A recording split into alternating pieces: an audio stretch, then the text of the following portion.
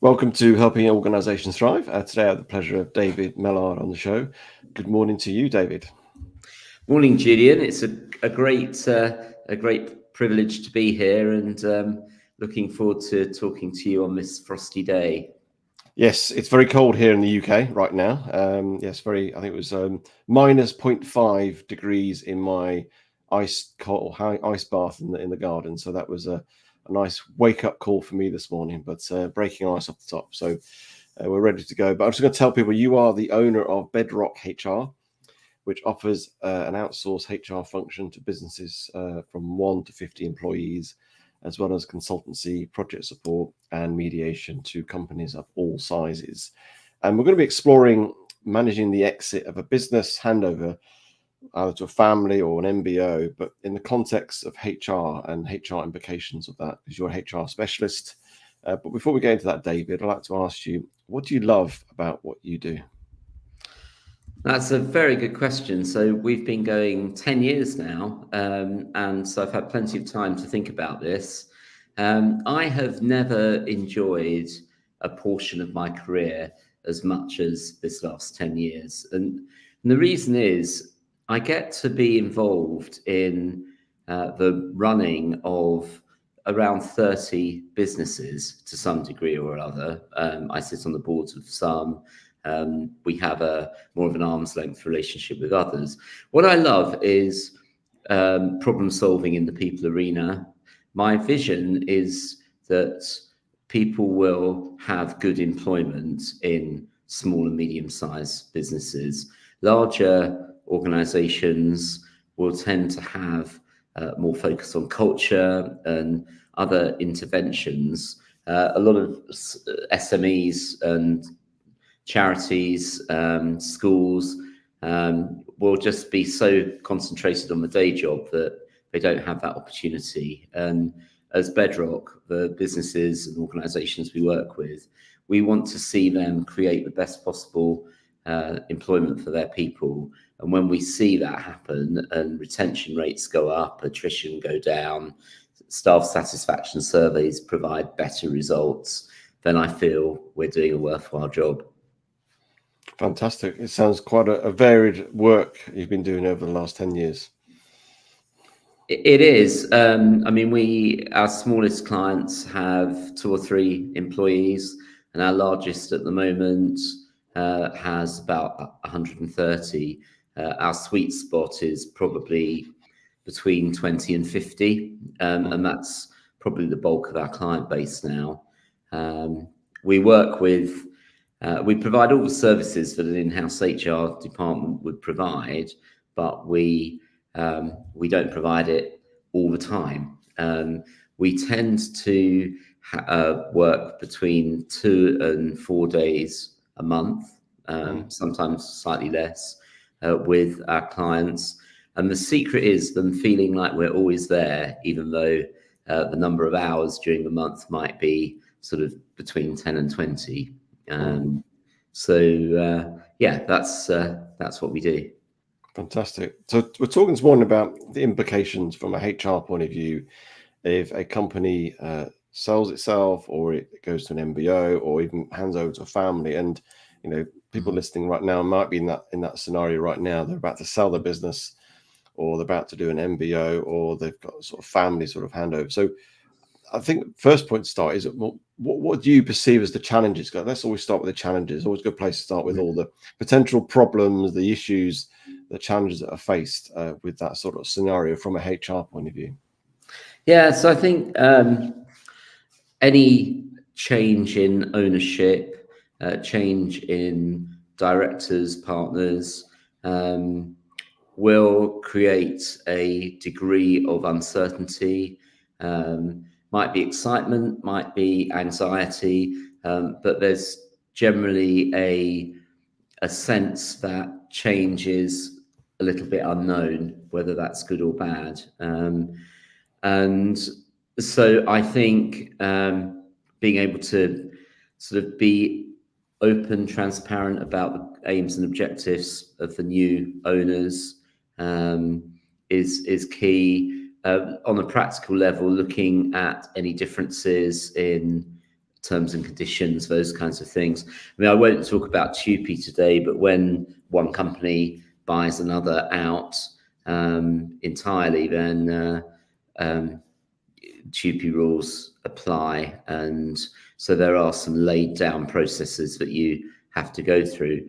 But I was going to focus more on where maybe a group of managers within an organization buy that organization or part of it, perhaps because somebody's coming up to retirement. And when the owners of an organization want to pass that on to family. So in both of those scenarios, there could still be a degree of uncertainty. We've been working with an organization very recently who it's a small manufacturing company, employs about 30 people, and the founders are a couple. It's been going for sort of 30 odd years, and they want to take things easy now, and they want to hand over to their son. And one of the things I think they're doing really well is putting a support sort of envelope around him so that his skills can be augmented by people, either consultants like ourselves or others in different areas, marketing, finance, etc., so that he has got all the support he needs to make a success. So yeah, I think if you apply that to an MBO situation,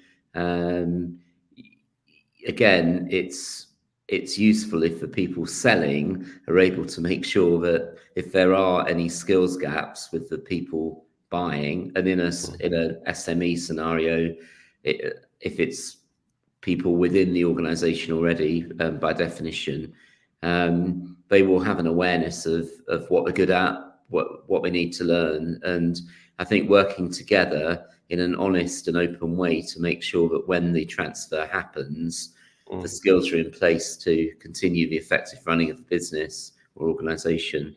I think that's key. Yeah, and I think with any, whether a handover to family, like you were saying, that example you said, or an MBO, there's a lot of potential nervousness from the rest of the employees, isn't there? Because they've always had this, that example of the family owned, the sort of founders and the owners been running it for many years, and suddenly they hand to the son, which they probably be aware of. He might be working there already, but there's a sense of nervousness, uncertainty, and it's that whole change process, isn't it? And how we help navigate those with employees. So what's your thoughts on that, and what have you been helping with the employees of that company, for example?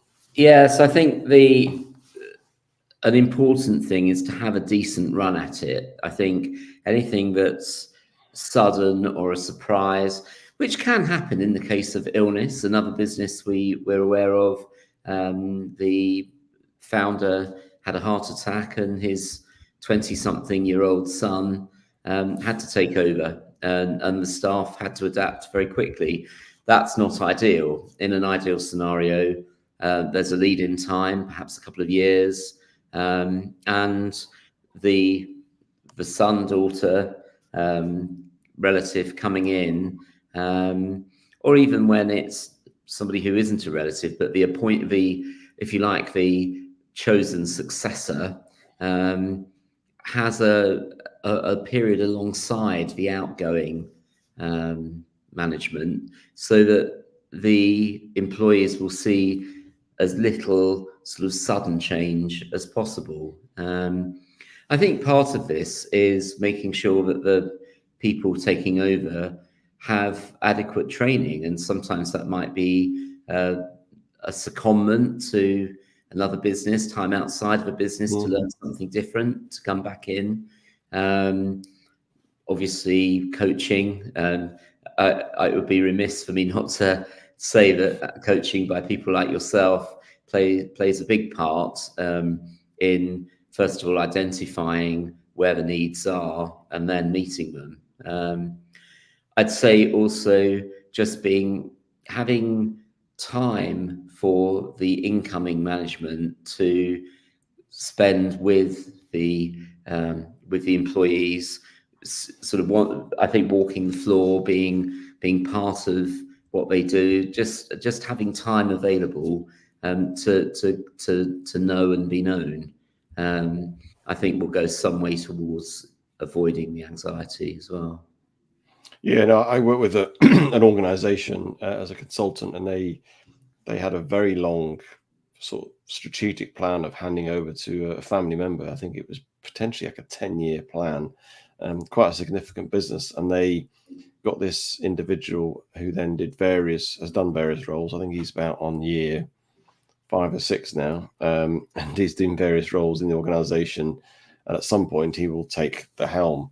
And I think, to me, that they're doing it in a really good way, because he's getting exposed to many aspects of the business. So he's understanding, he's also getting known and starting to get an impact, and obviously he's getting sort of his level of seniority. And he's not just being given it as in, here you are, and you've got no skills and no confidence. People know the person, they feel confident and reassured that when he does take the helm, well, he's done various roles here, he's been successful, that type of stuff. I think the sudden one is always a challenge, because suddenly, a young person of the family member takes over and they don't really know much about the business is quite a shock. In that situation, because sometimes these, as you say, things out, how do we navigate and manage that with, I suppose, reassuring employees, but also supporting the person taking the helm? Yeah, I mean, just as you were talking there, I was thinking one of my sports is yacht racing, and I think although the only requirement, I suppose, to own a racing yacht in this country is to be able to afford it, but taking that aside, it's the foolish owner who doesn't do every job on the boat, from the foredeck to the winching, etc., before taking over the helm. And so I think even in a scenario where somebody unexpectedly takes control because of the demise of somebody or illness, I think to have had, if there's an expectation that one day they will be taking control, and I think all the way through their employment from a very young age, expose them to everything that's happening, make sure they're known. There is an issue sometimes with a sense of entitlement that comes with being the son or daughter of the owner, and that can lead to clashes, particularly with older employees. So I think the people skills are as important as the technical skills. I think that's true of any management role, but I think particularly in this scenario where there's potential for distrust and being unsettled, I think making sure that it's drummed into the successors that actually, this is the way to behave, this is the way to get the best out of people. But actually having, again, having an attitude of being able to learn is important, especially if you're coming in and you're younger and less experienced than the people you'll now be managing. Then I think making sure that you utilize the experience in the business at whatever level, and gain opinions and traction. I think that style of management works well if you're the young pretender coming in. Yeah. And in terms of, because obviously when, there's change, people get a bit nervous, and, we want to ensure that we retain key talents in that organization. And people don't walk because of this sort of crucial transition and feel nervous or just disillusioned or whatever. What HR practices or initiatives have you found proven to be effective in retaining those employees through the process of an MBO or a family sort of handover? Yeah, I think, well, as I said, having a decent lead-in time is important. Having plenty of communication. Sorry, let me just kill that. I think the important thing about the communication as well is that it's two-way. So I think having opportunities for existing team members to be able to ask questions, give opinions, right at the beginning when it's first announced that there'll be an MBO or a succession. I think having plenty of opportunities to for the incoming people to share their vision, share the direction they want to go in, be honest about the challenges they feel they face, and just create a sense that employees can ask questions, and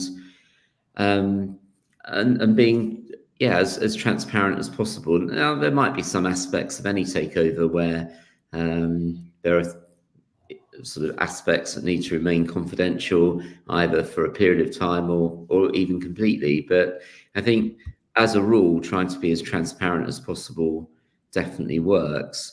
I think also this might be more difficult, but if a person coming in, if you like, has been known from being very young onwards as the boss's son or daughter, then finding ways to show that there's been a growth in maturity, that actually the arrogant sort of 21-year-old has actually become quite a mature 30-year-old is really useful. And I think ways of doing that include just maybe responsibility for particular projects or other things that sort of demonstrate that there is capability there.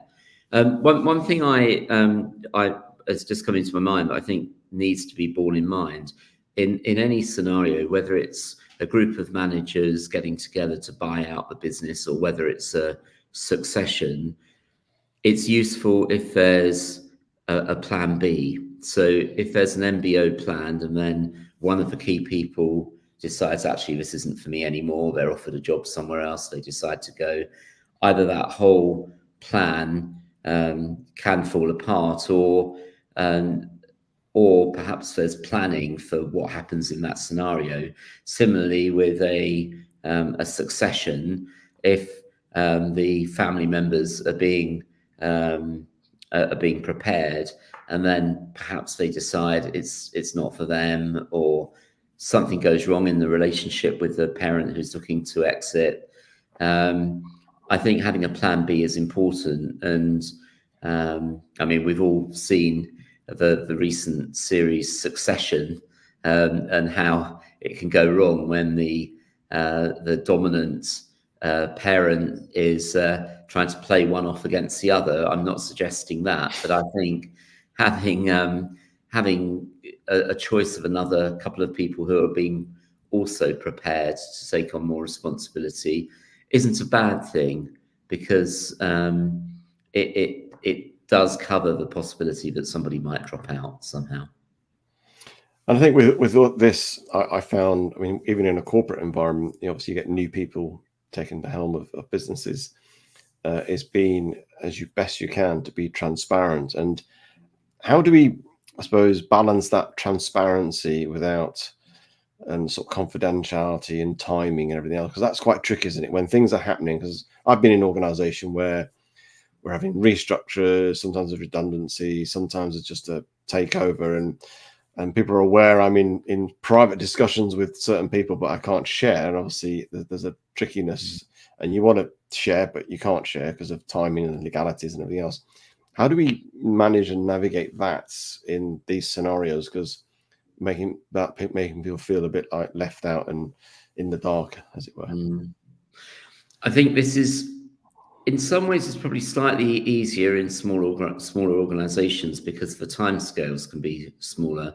When I was I worked in the university sector for a while and was involved in the takeover. Well, it was really a takeover, but badged as a merger between two universities.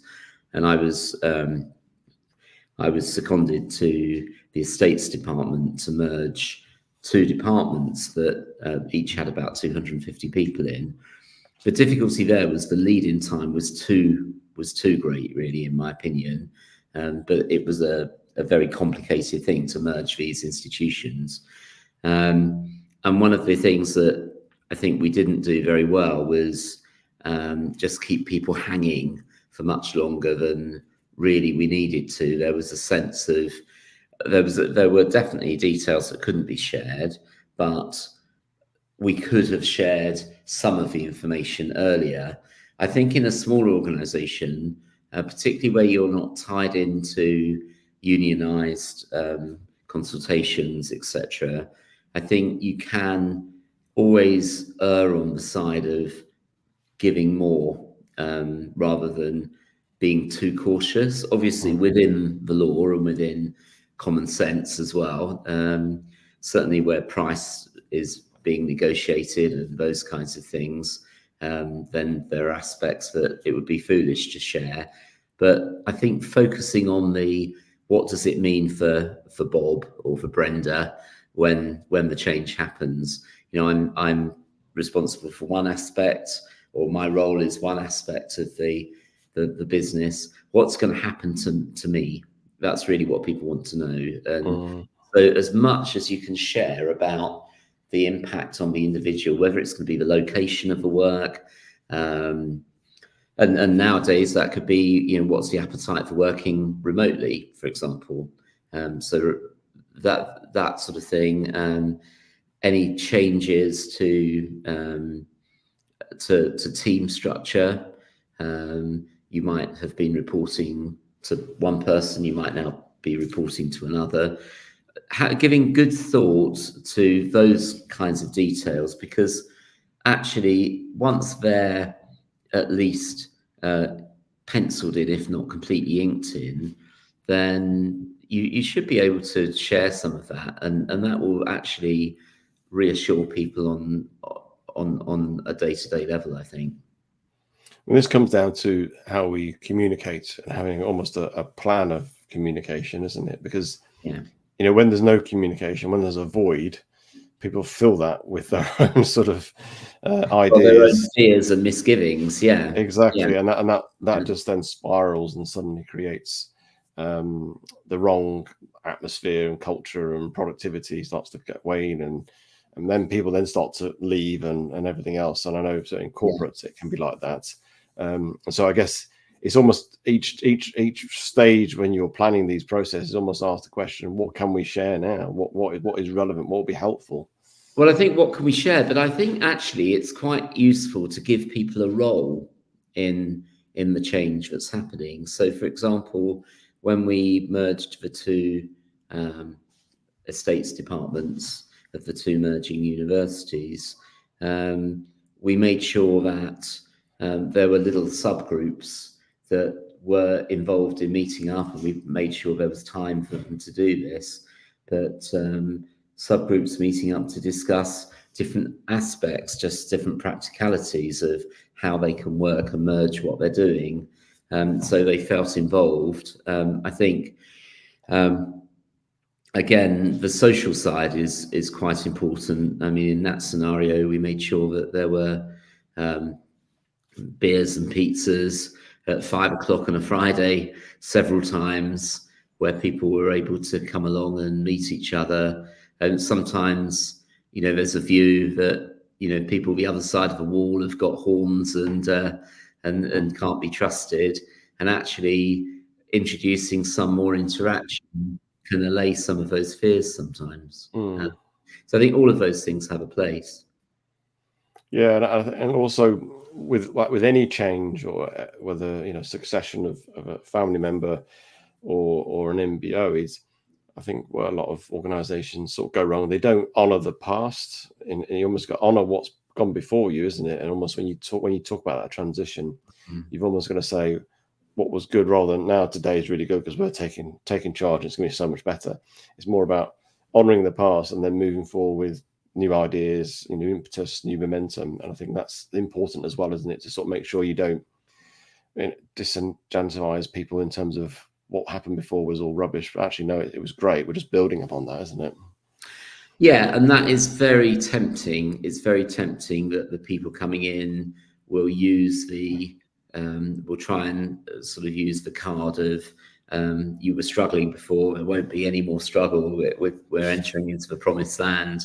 And I think, yes, absolutely. But I think part of that is actually having a dual presentation, having both the outgoing and the incoming leaders talking to the staff at the same time, formally, but also informally. When you get the smaller groups, it obviously depends on the size of the organization. If we're talking about, a 20-person organization and father's handing over to son or daughter, then this doesn't have to be structured in such a formal way. It could just be time spent on the shop floor or the office floor.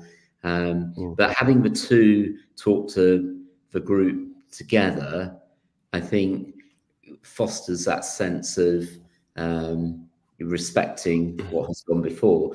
But also it's really helpful. I mean, I've been aware of one father who actually spent a bit of time saying, I've taken this business as far as it can go. My son, in this case, has worked for us when he was very young. He went off, he's worked for other people, he's got more ideas, he's studied for an MBA, he's come back, and I'm confident now that he's going to be able to put some of that learning into practice. And I'm going to be here still, I'm going to be in the background. But that's another point I wanted to make. I think, if you look at how it works in football, when a new manager comes in, the old manager is out the door. There's no period of grace. There's no continuity. There's no sort of massive handover. They're out and the new is in, and it must cause shockwaves around the dressing room. And I think some of that is probably unnecessary. Some of it probably can't be avoided. But I think in a family scenario, actually having the prospect of mum or dad coming in from time to time for a coffee, coming back to the Christmas party, being there at the staff away day, that can be useful.